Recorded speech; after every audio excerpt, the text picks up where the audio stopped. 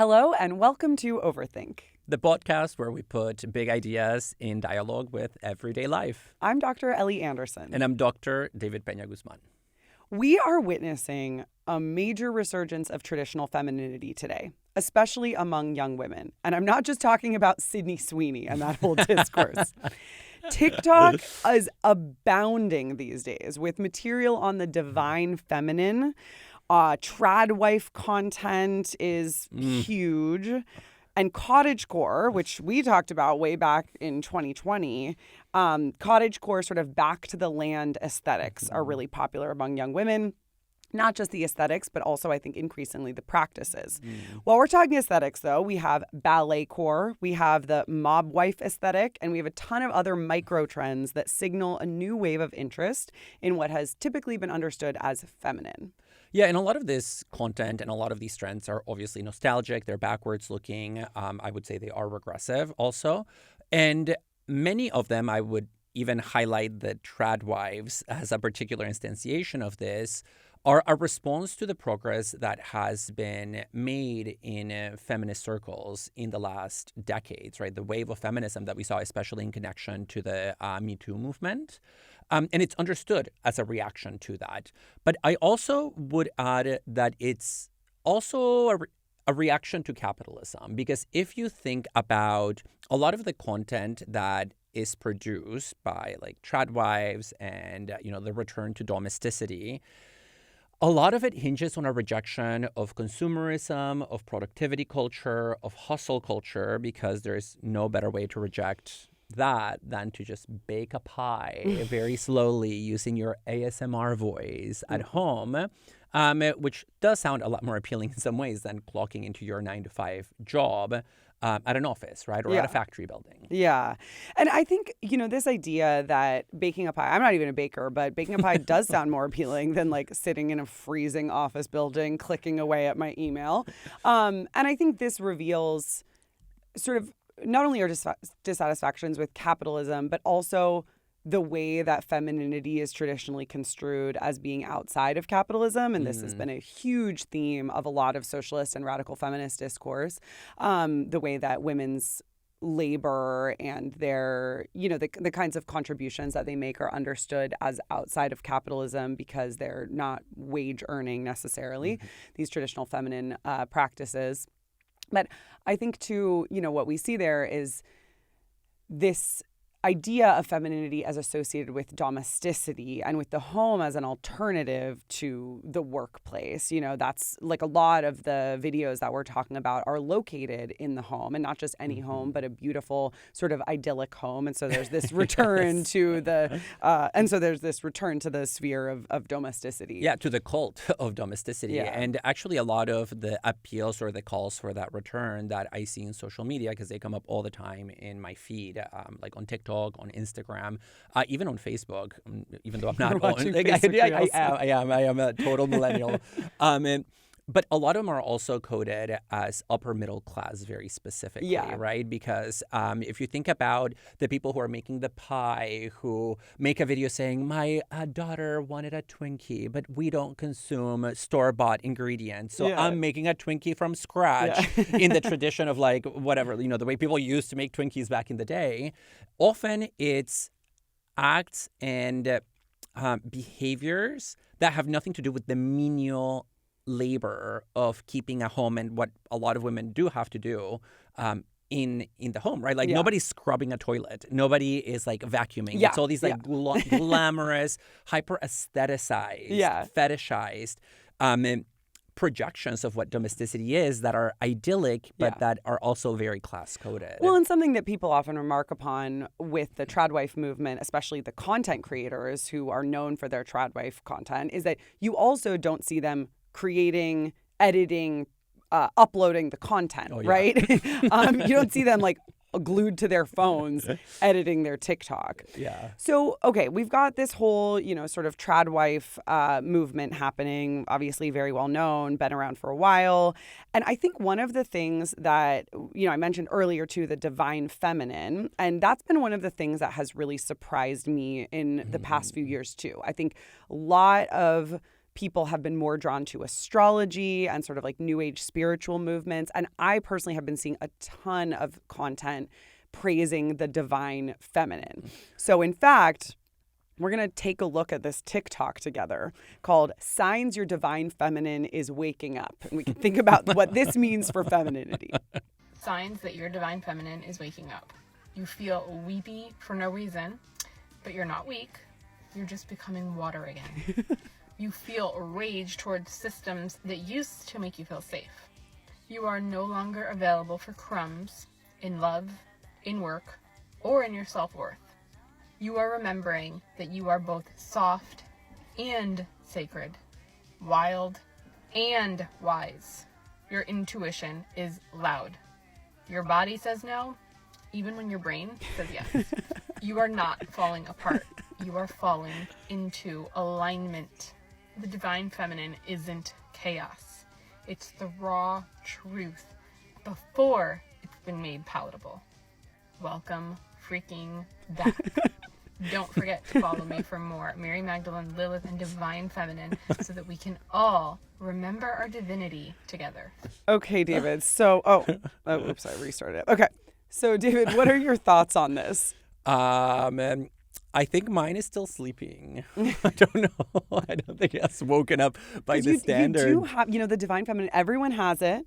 The eternal feminine. Everybody has that. So you can, even as a man, you can have it. I too am water, raging water. Specifically, the image of like you become water. You're calm and flowing, but you're also raging against the machine. Yeah. I kind of really like that image of the turbulent divine. Yeah. But also just I didn't understand one part, and I want to know what you think about this. She emphasized these contrasts when she's like, your body says no, but your brain says yes. And then she also said, you are soft and divine. Yeah. Do we often contrast those two terms? Soft and sacred. Oh, so yeah. Do we contrast those? It's like the sacred heart. Yeah, I know. It's like you are these union of opposites that aren't really opposites. No, I don't think we do necessarily contrast the soft and sacred. But I will say, okay, so even though I think historically speaking, the divine feminine or the eternal feminine has been understood as something that people of all genders have. But I actually do think there's a weird way that the divine feminine content nowadays on social media is targeted specifically towards women. And it's often leveraged in sort of anti-trans rhetoric and like really essentialist ways. Yeah. And so, that's kind of a background here. This video isn't articulating that specifically, so we can go back to that. But did just want to mention that for sure. I do think that's important, and it's part of this like regressive movement that you were talking about. Okay, so you're not weak, you're just becoming water again. I mean, very often in this kind of rhetoric, water is associated with femininity, largely due to the nature of the menstrual cycle. So we have this kind of like biological appeal to the way that the menstrual cycle echoes the moon cycle yes, and the cycle of the tides, etc.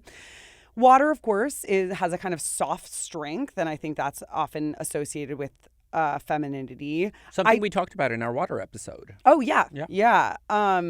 Yet you feel a rage towards systems that used to make you feel safe. That's just strange to me because maybe it's like the non-divine feminine accepts systems because it's I think submissive. Yeah, yes. like as we'll talk about, femininity is very often associated with docility or obedience, and so this is against that. I think the divine feminine is like, oh, this is a kind of wild femininity that is raging against those systems that you, in your capacity as like a non-divine feminine, we're taught to accept. Yeah, the non-divine feminine does not ask for a raise. But I mean, that's a joke, but it's also kind of serious because this does seem to use the notion of the divine feminine not only to tap into a kind of essentialism about women in a biological/spiritual sense, as you said, but it's also an apologetics for sort of throwing yourself into the world of capital without having to excuse yourself, because whatever your desire is, if that is career advancement, whether that is the acquisition of wealth and power, then your divine feminine should not be limited.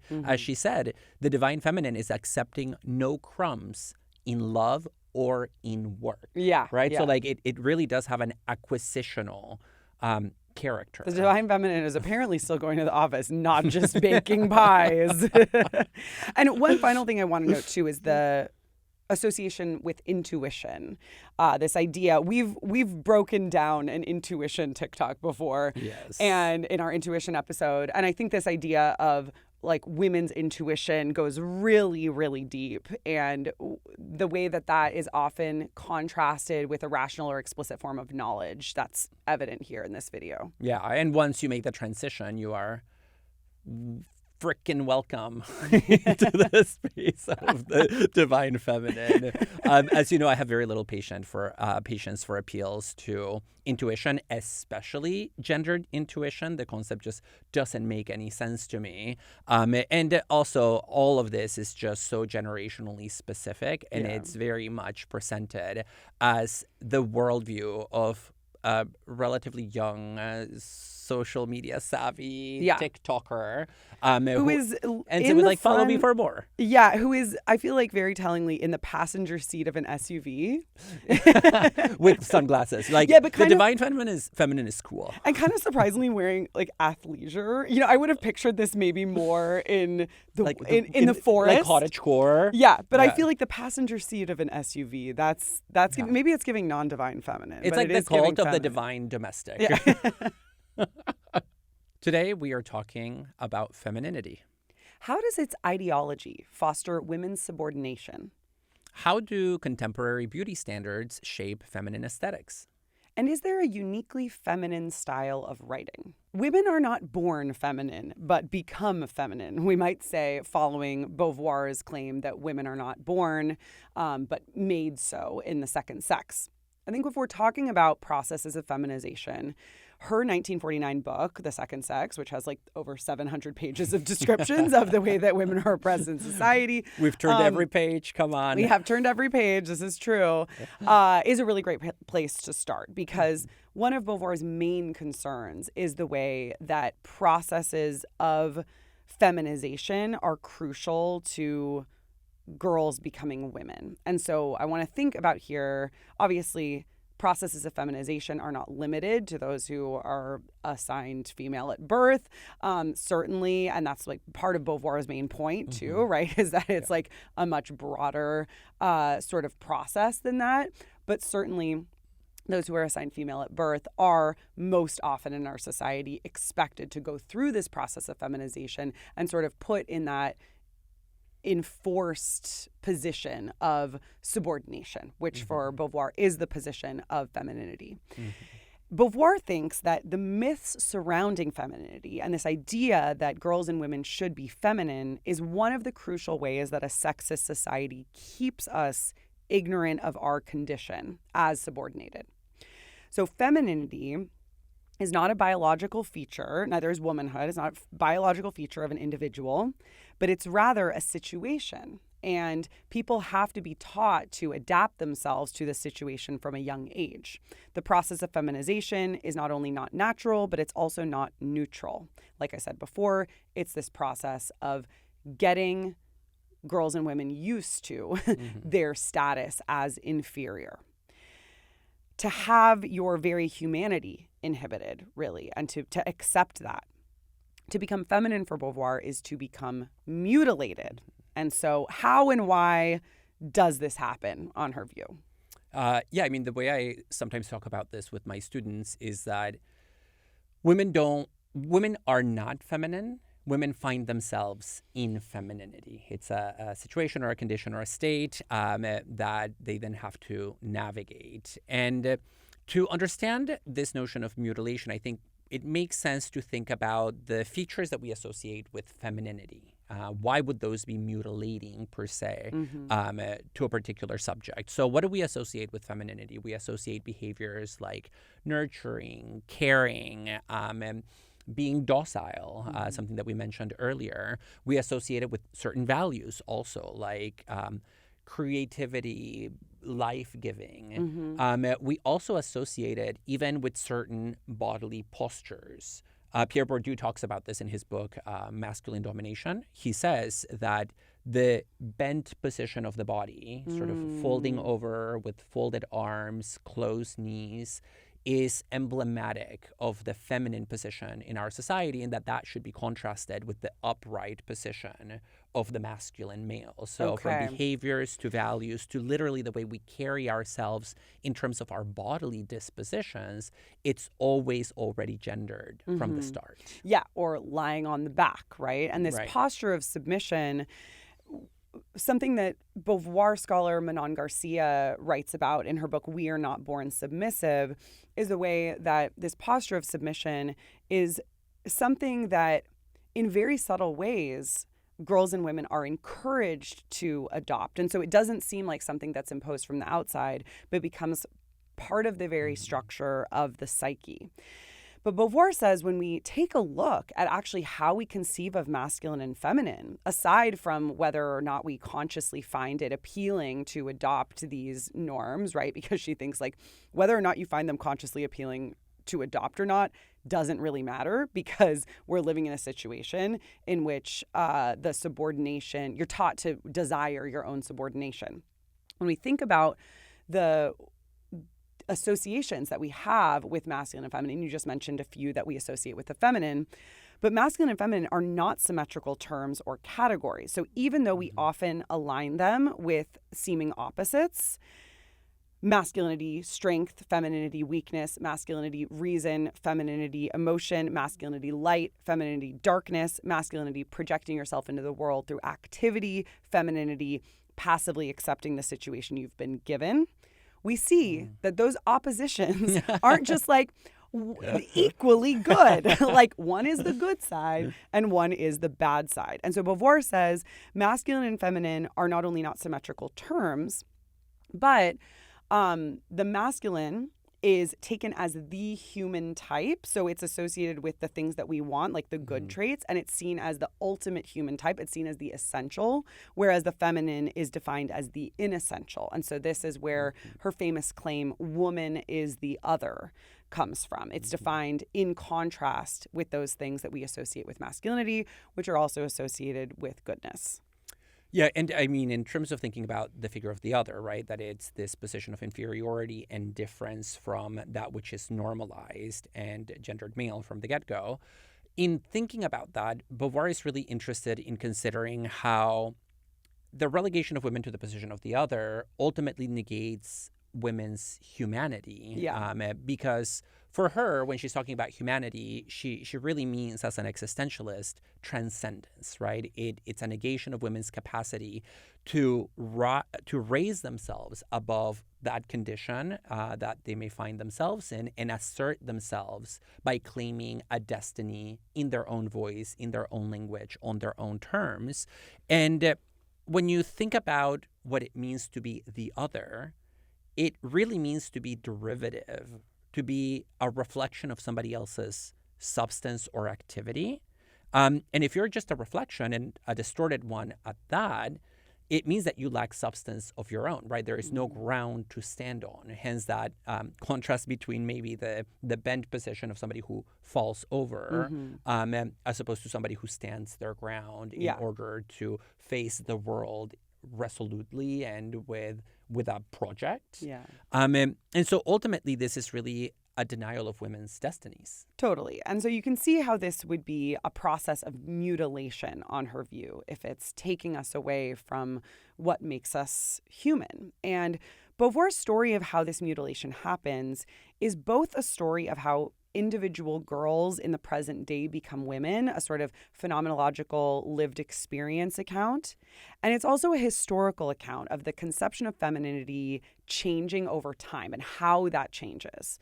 So the individual, more phenomenological story is one of how girls come to see themselves as objects. She says girls see other people treating them and treating women especially as objects. And so they come to see themselves as objects. They reflect this gaze back on themselves. They also come to understand their worth and value as endowed by men. Men can freely value or revoke value from them. And then in that case, their value is refracted. Yeah. And so I think especially the notion of the receiving of value from without is really important for understanding this position of subordination and mutilation, because it's not even that women get value when they manage to achieve something, or a value that they themselves have determined that they want for themselves. Yeah. It's actually value that is given to them by men on men's own terms, by men's own criteria, and on men's own time, right? It's sort of this very strange thing that is kept behind closed doors that men have access to, that they can like bestow upon women whenever they decide. And to make this concrete, it reminds me of that trend from a couple of years ago, I believe. It was of women sharing on social media their memories of the first time they were catcalled. Because I think catcalling is a really good instantiation of this, of men. I mean, it is a kind of value judgment on the part of men, right? Yeah. It's the determination that a young woman is a sexualized object and that she therefore is accessible to their advances. But the catcalling happens when men want, when they decide, and it's not even something that women want, right? Yeah. It's something that men want women to want from them. Yeah. And so they give it and take it when they choose. Yeah, it's a sort of forcing of attention onto the man. Actually, that's something that Kate Mann talks about in her account of catcalling as well. And what it shows, too, is you're being appraised as an object, right? And so I think that's part of Beauvoir's problem with the idea that the value is bestowed on you by the male gaze, what we would now call the male gaze. It's not like a value of, oh, wow, you're so good at your job. Your value qua woman is your value as a sexually desirable object. And that limitation, I think, we take for granted that that's sort of what femininity is characterized by, but that's like a very limited way of understanding what women's value is. Maybe the divine feminine on TikTok is better than that. We'll come back to that in a bit, though. But I think this sexualization here is central. It's not just like it's as an aesthetic and a sexual object that women are valued. No, that's right, and that sexualization that women undergo rather than make happen is the process of feminization for Beauvoir, right? Yeah. To be a woman means to be subject to this social and cultural and historical logic of becoming an object for a male gaze without really feeling like you have control over how that logic plays out in your life. And ultimately that generates that subjective position that for her is emblematic of being a woman as something that you aren't but become. Yeah. And I will say, you mentioned before that Beauvoir thinks that the process of feminization strips us of our humanity, and that's fair. But you said that that's because it strips us of our transcendence. And that is not incorrect, but I want to slightly qualify that, because Beauvoir doesn't think that understanding ourselves as objects is just like straight up wrong and bad. To understand ourselves only as objects, especially as objects that are endowed with value by others, is a problem.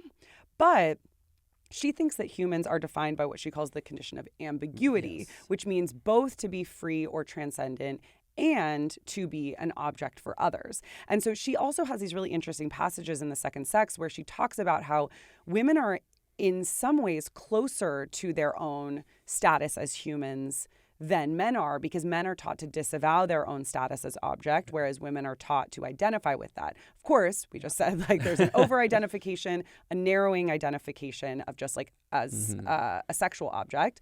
But simply to recognize ourselves as objects isn't a problem for Beauvoir. It's actually a recognition of the way that we do show up as objects for others. And so in that sense, there's a small silver lining to this process of self-objectification, which is knowing that you are a social object. No, that's a really good clarification, Ellie, because if we think about the plight of women, let's say under patriarchy, it is their reduction to immanence, right, by society, the association of the feminine with the body, with the material exclusively.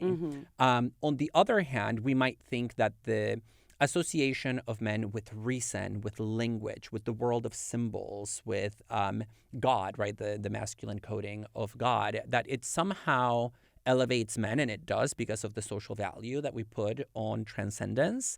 But there is also that dehumanization of men in society that comes from the disembodiment that also plays out as a not being an object for others. It's almost like men get plucked out of the social field, whereas women get fully submerged in it.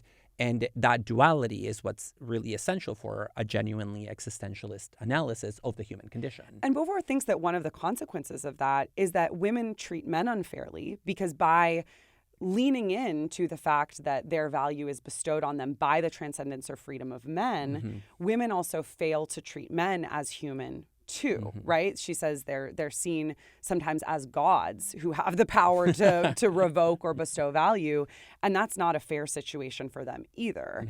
And I think too, okay, so if we're talking about the sexualization here and the identification of women with their status as sexual objects, we're also failing to recognize the sexuality of women. And I think that's something that is important to highlight in a discussion of femininity as well. We mentioned in our episode on masculinity that masculinity is often associated with aggressiveness, including aggressiveness in the bedroom, whereas femininity, by contrast, is associated with a sort of passive absence of sexual desire. And I want to note that's pretty new. In fact, femininity for centuries was associated with an aggressive, lustful sexuality. You see that, for instance, in the work of Chaucer.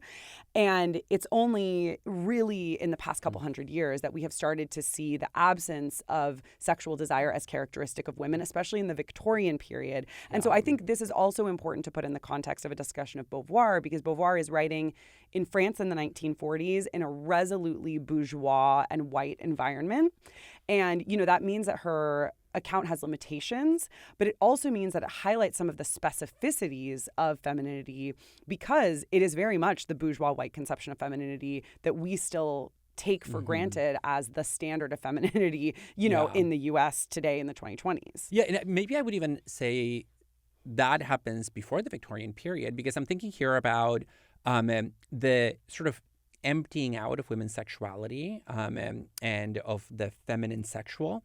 If you look all the way back to some anatomical treatises from like the 17 and 1800s, when for the first time women's anatomy is starting to get represented, very frequently female anatomy, like women's genitalia, is represented and described as an inverted form of male anatomy. Yeah. And so you have there already this sense, this departure from the Chaucer sense of a rich, positive sexuality that is proper to the feminine body. And then you also find a version of that, of course, in psychoanalysis, right? With the idea that feminine sexuality is a lack rooted in castration. Yeah. Well, and that idea of lack brings us to the notion of femininity as essentially mysterious. Was it Freud who said women's sexuality is a dark continent?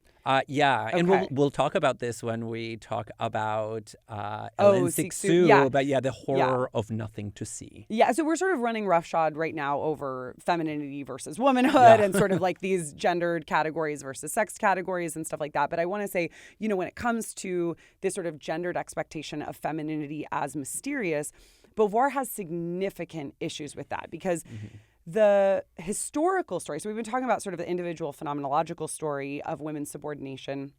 She also gives a historical story of it that very much has to do with the institution of these bourgeois norms of domesticated femininity over the past couple of centuries.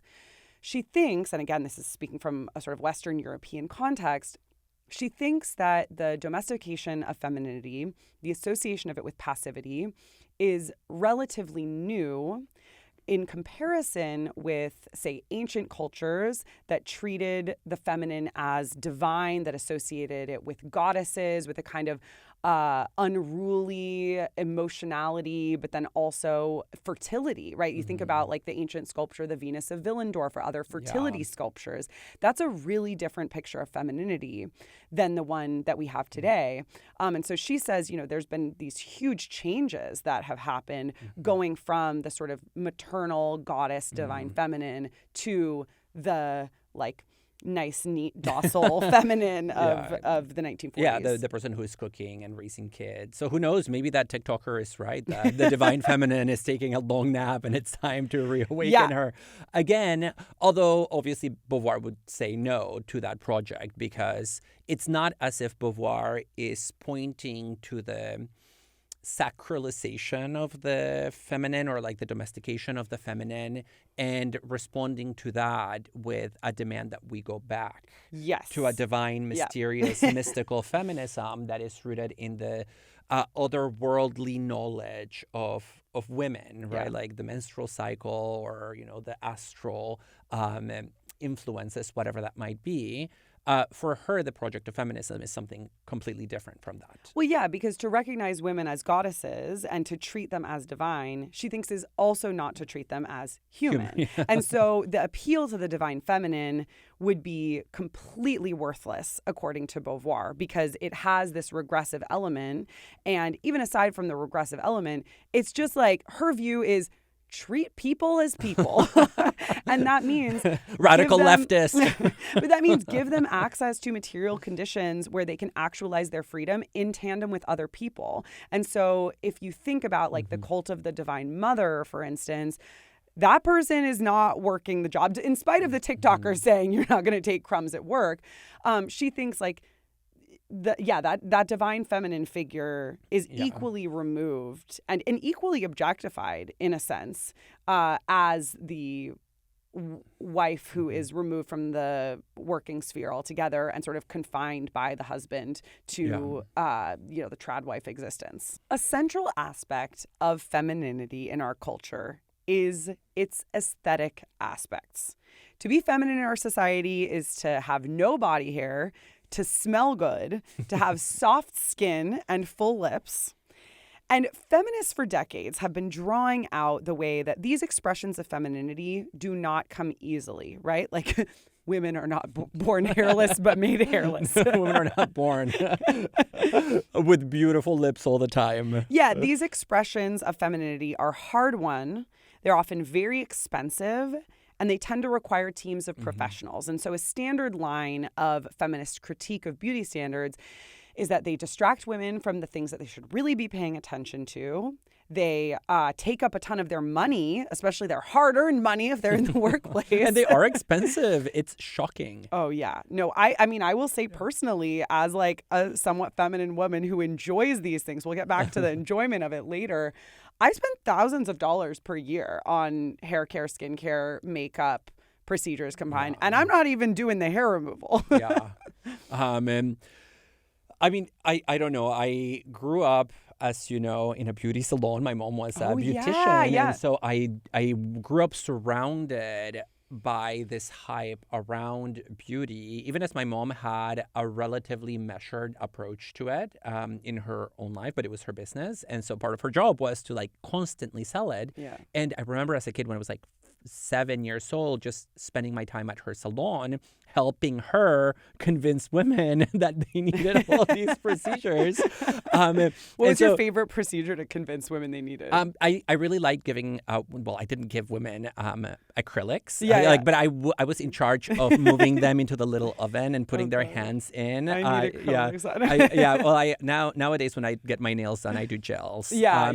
But I usually don't get my nails done much. That's something that I not because I'm like above it. Like I do way more time intensive things, but that's not something I usually do. But yeah, I mean, I became very aware at an early age of the time, the expense, and the anxiety that goes into a lot of these procedures. And, many of them are not as neutral as they seem, especially when it comes to questions of race. So you mentioned hair removal. That is a particularly racialized beauty regimen or procedure that it doesn't mean the same thing for all women, because a lot of women of color have hair that just doesn't lend itself to very easy removal, where if you really want to remove the hair, it's a very painful, long, expensive process. And so in the case of some women of color, not all, of course, some of these beauty expectations can really introduce a double bind that's difficult to navigate. Do you buy into a standard of beauty that requires you to reject key aspects of your body Yeah. and to be in a constant sense of struggle and combativeness with yourself and with your like anatomy / biology? Or do you reject those procedures and try to embrace a standard of beauty that maybe is more racially specific, but that by being racially specific or racially sensitive also deviates from the socially accepted norm of what beauty means? Yeah, I'm reminded of some of what our recent guest Lindsay Stewart talked about in our discussion about her book on the Shaping of America by Black women. Oh my God, why am I blanking on the name of the book Conjuring. right now? The Conjuring of America. Yes, and she talks about the hair salon as it's not like a superficial space of just like going and adhering to beauty standards, but it's a lot more than that. And so I think she has some really interesting reflections on how it's not just like adhering to existing beauty standards, but it can also be like a profound act of self-care. And so I do think that's right. And I'm like definitely, as you can tell from me saying that I spend a lot of money on this stuff, I'm not anti. But I think one thing that really bothers me is when women's preoccupation with these kinds of procedures or practices is treated as superficial or materialistic. I mean, obviously, this is like something that I think any feminist would be already familiar with, but you still hear it a lot, I think, especially among men. It's like, why are they so obsessed with this stuff? And when you look actually at how beauty standards have an impact on your wage earning abilities and the workplace, you know, your success, marriage for women, prospects. Yeah. No, it just doesn't reveal. It reveals itself not to be particularly superficial. And I think that's especially the case when we take an intersectional analysis that takes into account class and race. Yeah. So one of the texts that I really like most when we're thinking about a feminist analysis of feminine beauty standards is an essay by the feminist phenomenologist Sandra Bartky. And the essay is called, I always forget the title, Foucault, Femininity, and the Modernization of Patriarchal Power. And in this essay, Bartky takes Foucault's ideas of docile bodies, this idea that like disciplinary power makes certain bodies docile. And she says, we need to add a gender analysis to this because what is femininity? It is the production of docile bodies. Take, for instance, the thinness ideal and the way that it encourages intense regimens of exercise and dieting. That's a production of docile bodies. Expectations that women wear conventionally, quote, attractive clothing that in effect constrains their movements, such as high heels or slim pencil skirts, production of docile bodies. Also, I felt really called out by this one. She talks about skincare quite a bit. Yeah, that I think she had you specifically in mind. We better check the footnotes to the article. Well, and this was before like the rise of Korean skincare, the rise of the Reddit community. I think it's like 30 plus skincare or something. I've spent a lot of hours on that one. But she says that the expectation that women have soft skin and specifically be wrinkle-free suggests that our norms of femininity don't want women to show any sign of deep thinking or experience. So it's like if you have wrinkles because you have experience and a lot of deep thoughts, you got to get rid of those. You can't just be smooth brained. You also have to be smooth skinned. Gosh, my crow feet are just like giving away all my experience. Oh, I can. Yeah, just can you see my thoughts from over there? A little Botox here and there. A little kind of telepathy happening through the crow's feet. But so there's a way, so then you have to like enlist the professionals, right? Yeah. And you have to do a bunch of research.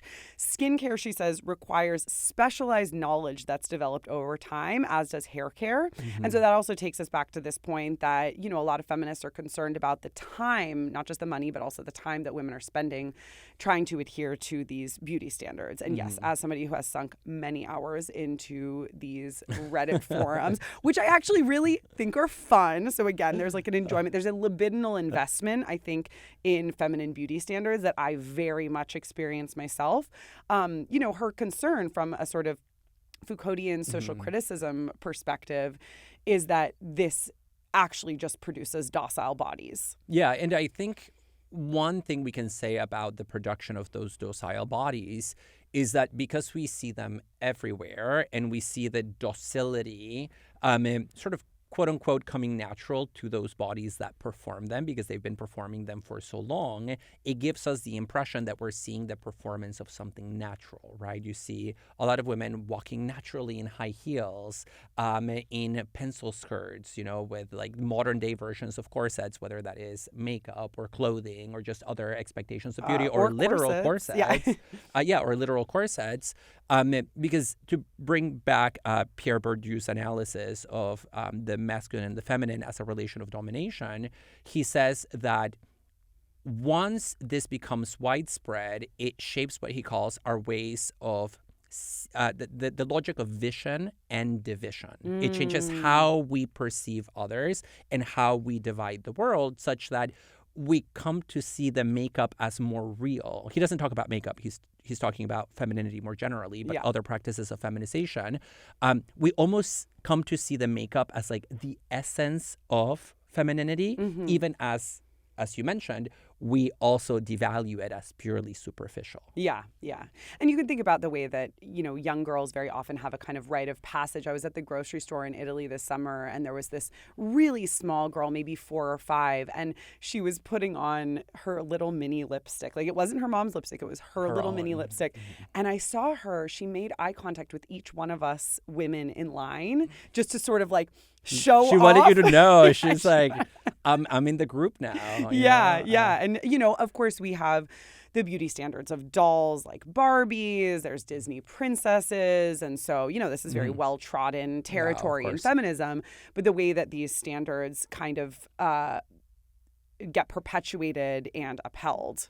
Well, and they get perpetuated in a new form with each generation. One of the things that's been surprising to me is that sometimes I have this unreasonable expectation that younger generations, especially Gen Z, are going to just like throw the chains of tradition out the window and come up with new ways of relating to one another. It was millennials' dream in 2020, 2021. Gen Z was going to save the world. 2025 gives a kind of different perspective. Gen Z really fucked up there. No, but I think about the reemergence of the beauty standards that we're all very familiar with in a new form. For example, in Gen Z, understandings of beauty. I'm here thinking about that trend from 2021, which was the that girl trend, which is the girl that is waking up early to go exercise in her really expensive yoga Lululemon pants. This is a canary in the coal mine of Gen Z not saving the world. Who is walking around. Always blaming social demise on trends among girls. Like, anyway, continue, David. I mean, like somebody who takes vitamins, who is very health conscious, who takes care of their skin, drinks plenty of water, and becomes that girl by maintaining an eternally youthful, energetic look that doesn't fatigue and doesn't age. And so in that sense, that girl is both nameless and anonymous. The only thing that she can do is aspire to basically that anonymity, not by emulating a particular influencer, but by like cutting out the middleman of the person who is an influence, right? Like she's authentic, but she's authentically generic. Yeah. That girl is a really interesting trend to me because I feel like those of us who are feminized from a young age, we all have that girl.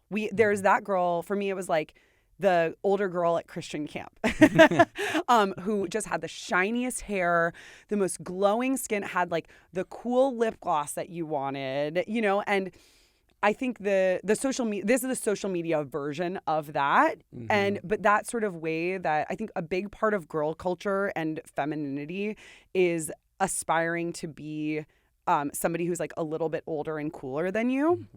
And one of that girls for me, actually not so anonymous, now is like a pretty popular influencer. So I'm like, oh, she's now that girl to other people too. But, I mean, I hear you talking about sort of how it's anonymous, but I think there's an aspirational quality to the that girl phenomenon that you also see in girl culture in general. This idea like, oh, if I were just like her, then I would be good, then I would be cool, then I would be healthy, better, etc. And desired, right? Like this is the erotic, libidinal dimension of it too. Well, yeah. And so that's also something that Sandra Bartky talks about in her essay is the way that that girl, my relation to that girl seems unmediated by men.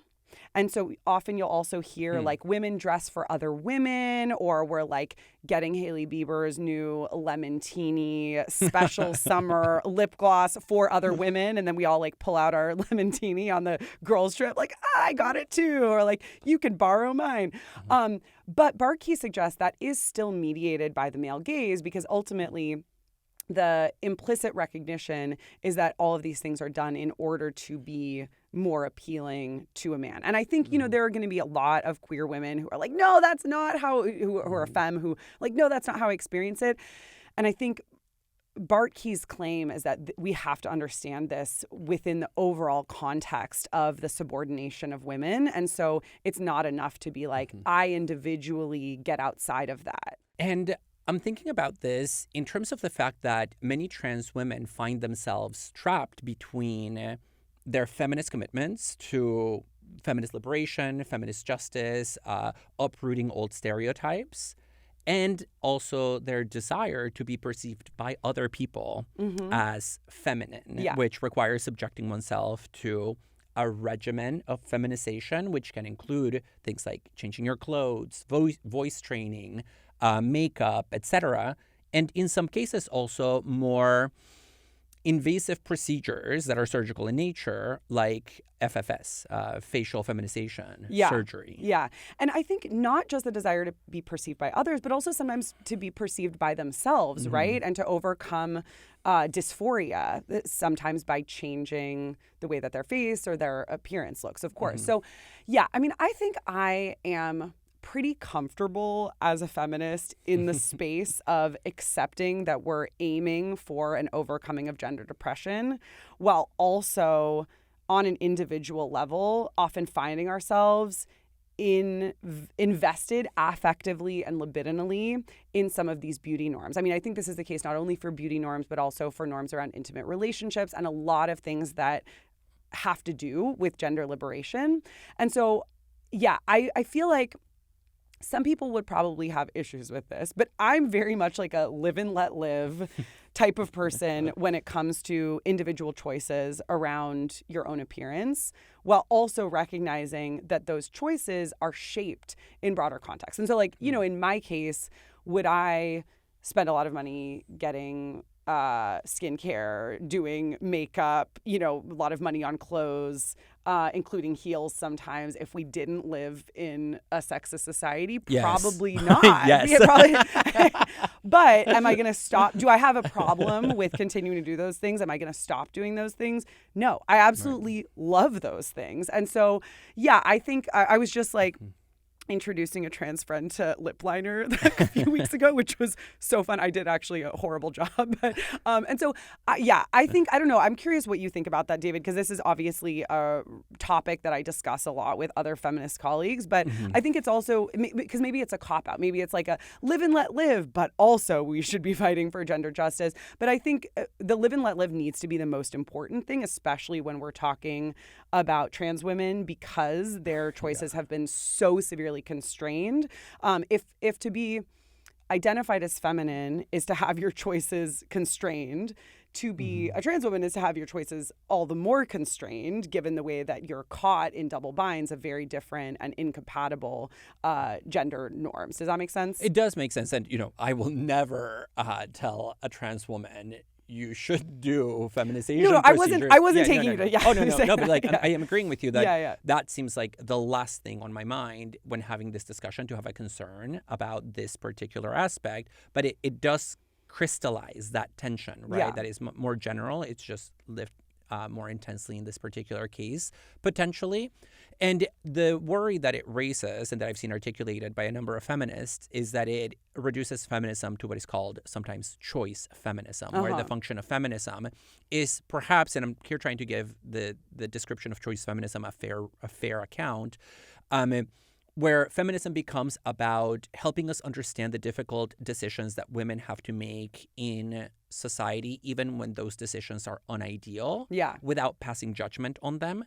The concern about that strand of feminism is that then it does ignore how the logic of choice and individualism Yeah. gets very easily co-opted, of course, by neoliberal and capitalist modes of production.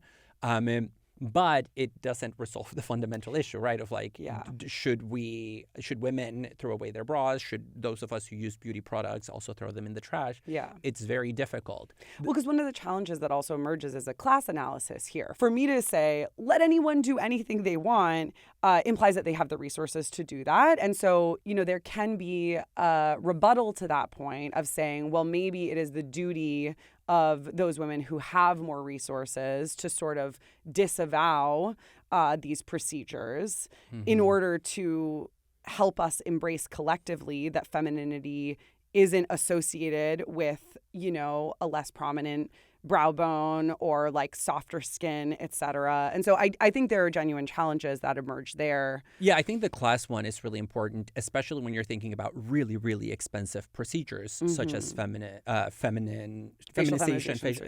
Not feminist surgery. This does not turn you into a feminist. Facial feminization surgery, where If there were a feminist surgery, we want everyone to get it.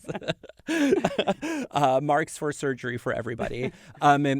Where, there's even this whole debate in trans medicine about how do we justify these two insurance companies because they're often not covered. But aside from the class analysis, I think we need to reintroduce the racial analysis that I mentioned earlier, because in a lot of discussions about FFS, facial feminization surgery, surgeons work with a very particular model of what a feminine face looks like.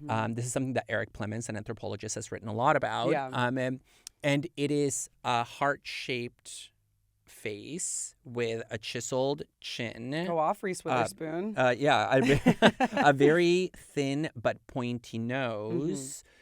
And when you start describing that face, even in those very generic, almost abstract terms, what does that face mean to an Asian woman with a round face or to a Black trans woman with a wide nose? And so at what point does facial feminization become, without us realizing, facial whitening just because we're operating with a white standard of beauty that conceals its own racial alignment? Yeah.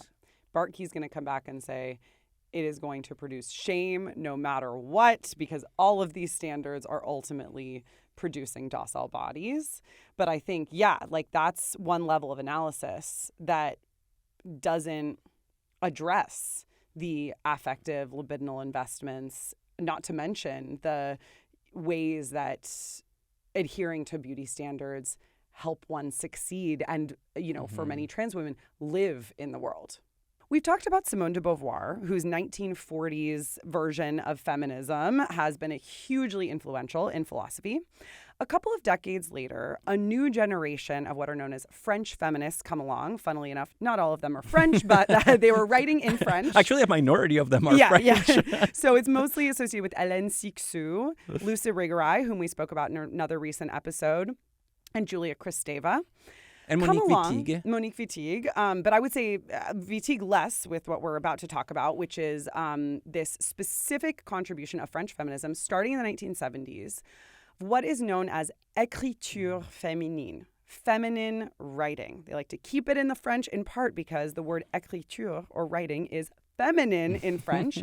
And these thinkers are basically striving for a way to do philosophy and a way to write that is grounded not in the traditional expectations of a clearly legible mode of understanding that is rooted in norms of reason, but instead that engages the body in a more fundamental way, that engages subjectivity, and that essentially is breaking open our very expectations of what philosophical writing is. And what meaning more generally is. So it's not just about writing in the literal sense of the term as inscriptions on paper or on a surface, but as expression and the externalization of subjectivity, right? Like how we produce meaning to be legible to others. And so we are going to chat about Hélène Cixous' 1976 or 75. 76 in the English translation, but I don't have offhand what the... 1970s essay, The Laugh of the Medusa, which is a wonderful... French in 1975. 1975, which is an essay in which Cixous lays out her vision of what écriture féminine is. And she writes it almost like a manifesto. There's a manifesto-like character to her writing that begins with an injunction for women to write. She encourages women to write in their own voice, in a feminine voice, hence the use of feminine as an adjective for écriture, and to do so as a way of overcoming the phallocentric norms of expression that have ruled philosophy, literature, and also poetry for a long time. So, Ellie, what stands out for you about this really wonderful piece? I mean, I've read it many times. Mm-hmm. I've also given presentations about it. Not in a while, but it's been very influential for me. Yeah.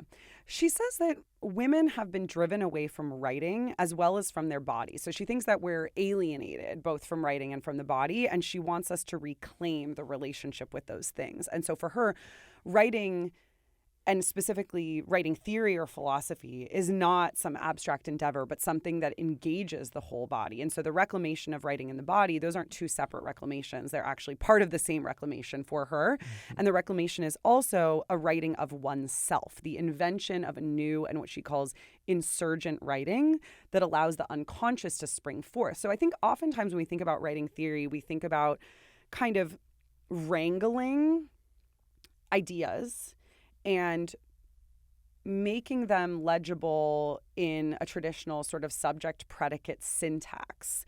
And Cixous wants to disrupt that. She wants to say, we don't want to repress or suppress all of the unconscious and bodily elements of writing.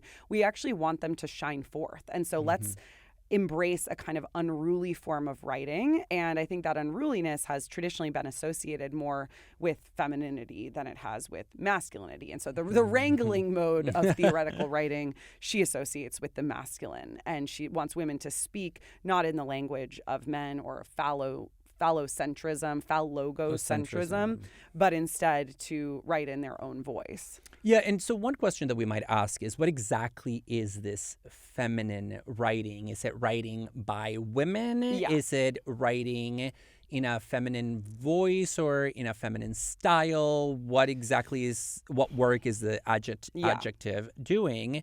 And one thing that she's very clear about in the essay is that feminine writing is undefinable to a large extent because the very act of defining belongs to the history of phallogocentrism, because a definition is precisely that wrangling of a concept at its most fundamental level, right? It's like giving you a crisp account of the essence of something in language. Yeah. And so on the one hand, she wants to move away from that expectation of defining your terms, especially when it comes to l'écriture féminine.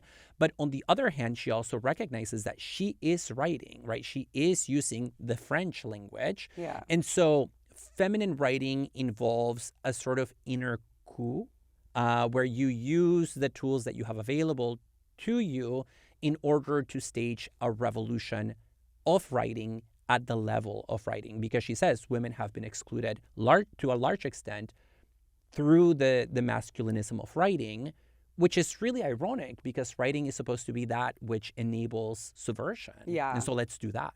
Well, and a lot of what, not only this text, but also the movement of French feminism that we're talking about inaugurated was a revaluing of traditionally feminine attributes that were undervalued. So things like darkness or mystery, emotion, and I was very enamored of this movement when I was in college, in part because I felt like it helped me to revalue personally some of the things about myself that I had been taught to undervalue as, a smart philosophy student.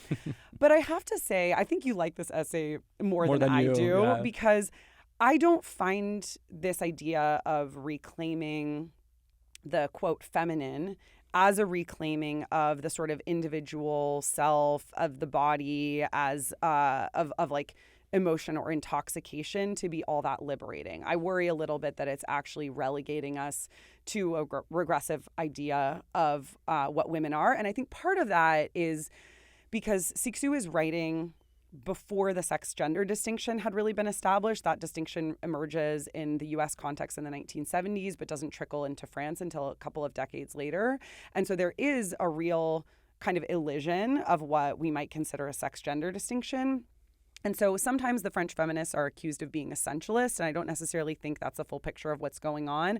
But I do think there's a way that, like, when she talks about writing having been run by a masculine economy and us like needing to reclaim it by doing like this kind of trippy, wild writing, like there's a little bit of the divine feminine TikTok at work. And I have to say, I mean, I'm curious what you think about that, David, but she also fully co-opts the language of black and beautiful. And she says, like, we're all black. The quote is, "We are black and we are beautiful," as a way of reclaiming the feminine mystery.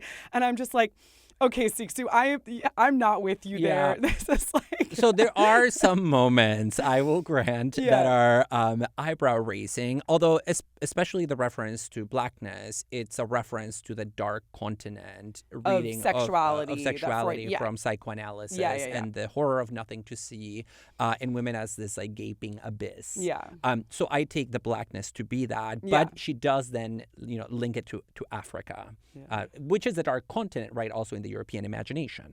And so I agree with you that she walks a very thin line. And so this, I do like this essay probably more than you, but I don't think it's, there are elements that maybe don't work for me as they did when I was a graduate student. And this toying or this tiptoeing the line, is that an expression? Towing, not tiptoeing. This towing the line with essentialism is something that I hesitate about. So, for example, the closest that she comes to describing l'écriture féminine is when she says that it's something that restores to women their native strength. And that's like that TikToker, right? Like it's the waters, the turbulent waters, it's the awakening of the eternal feminine.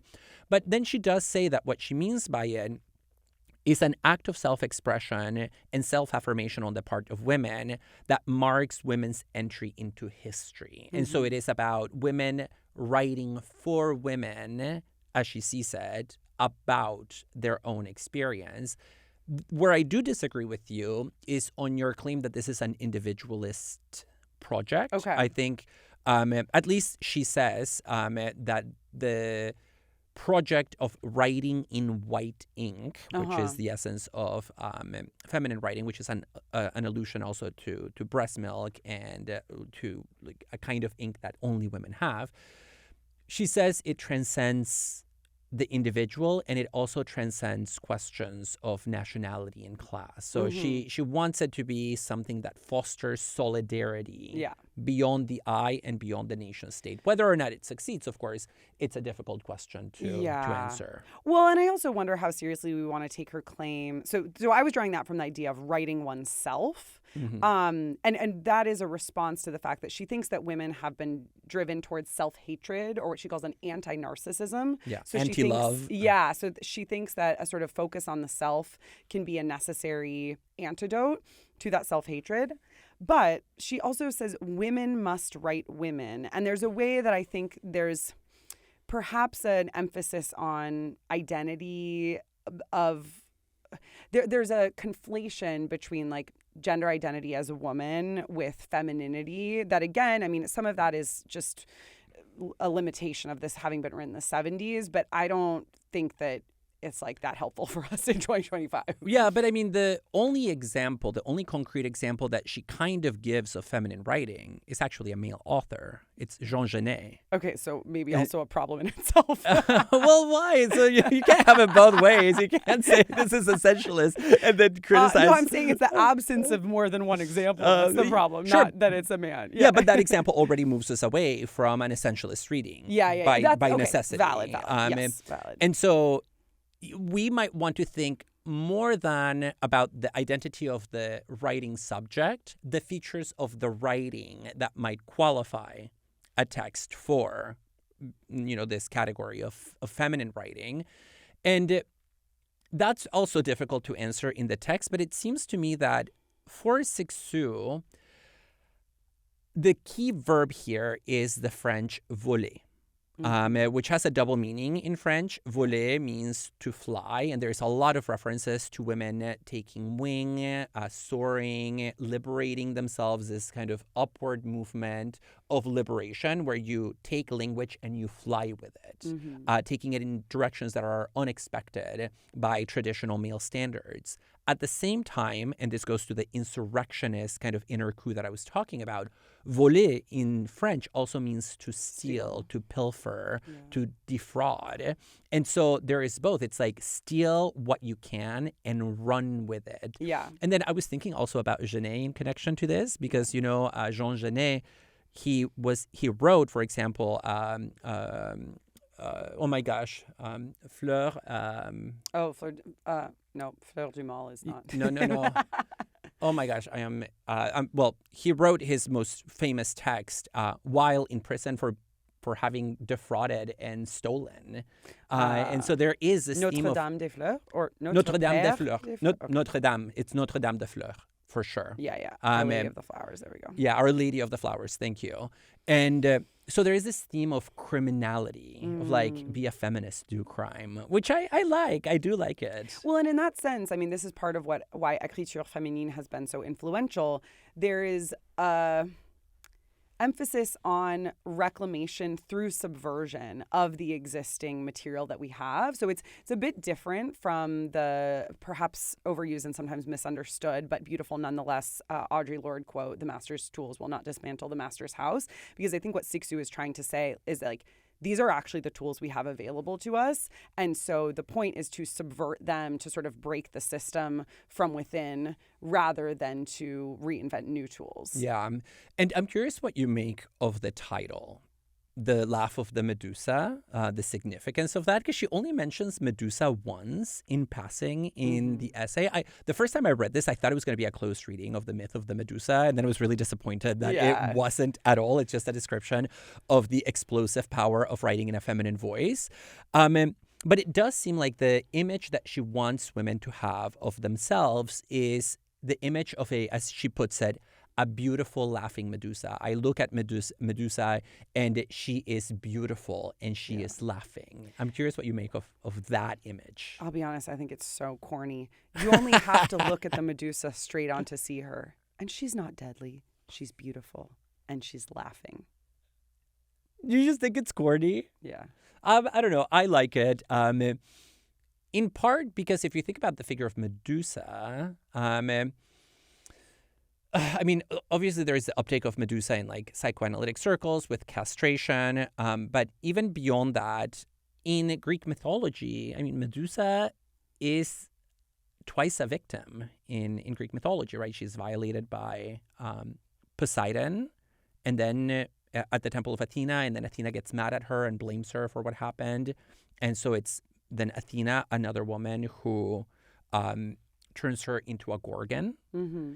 And so she's a violated woman who also suffers from this sense of woman-on-woman jealousy. Mm-hmm. And so I like the reclaiming of that because for me, the image of a beautiful, laughing Medusa points to a new relationship to the body that is not rooted in the shame of violation. Yeah. And also that is not defined by the past, because there's a lot of references here about breaking from the past and begin something new in order to fly. Well, and certainly this idea of Medusa as laughing rather than as like turning somebody into stone invites a new understanding of meaning as well, to go back to something you said earlier, where the laugh is not